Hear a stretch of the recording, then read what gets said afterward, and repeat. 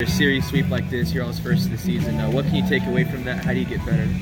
Well, I think when we go back and we look at everything, like the stats and the video and all that, I think what we have to do is pick each part of the game, pick it apart, go in, analyze, figure out, where we did well, continue to work on that, what we didn't do well, and fix that in a hurry, because we got games on Tuesday and Wednesday. So it's a good opportunity for turning back around starting Tuesday, but we got to make sure we're smart about it. A lot of home runs were given up in this series, a couple today, a couple yesterday. On the pitching side, how do you guys work on that, making sure you get the ball where you want it to be? Well, I think that, it's important when you're a pitcher to command your pitches, and if you don't, and you're always throwing in hitters counts, and you have to bring the ball closer to the plate, a team that's as good as Missouri is going to be able to get on time and get on plane and hit that pitch. So I think the biggest takeaway from this weekend is our pitching staff is going to have to do a better job staying ahead of the count and making sure that they pitch their pitches. Speaking of Missouri, Kim Word had a fantastic weekend for them at the plate. Is she kind of a player that doesn't get a lot of buzz in the SEC?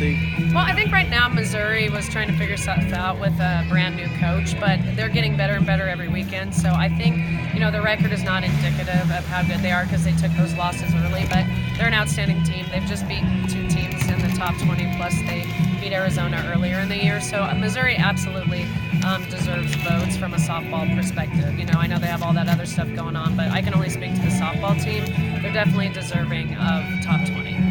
What can you say about Word's performance this weekend? Who's? Kim Word from Missouri. Her performance.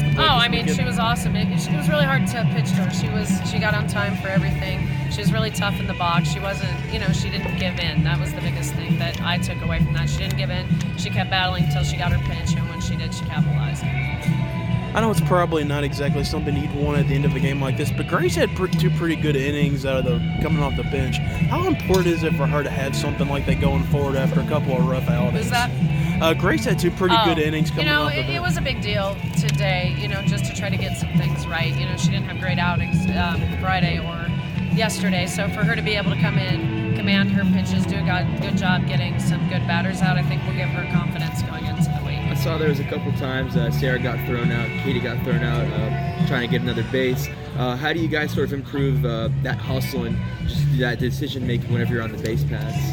Well, I think that's just a case of people trying to make something that's not there. I mean, obviously it wasn't smart softball plays, because when you're down like that, you can't afford to give outs, especially when you're already in scoring position. So I think, though, when you try so hard to make something happen, that's unfortunately what goes on. So hopefully they'll learn from that and not make that same mistake again.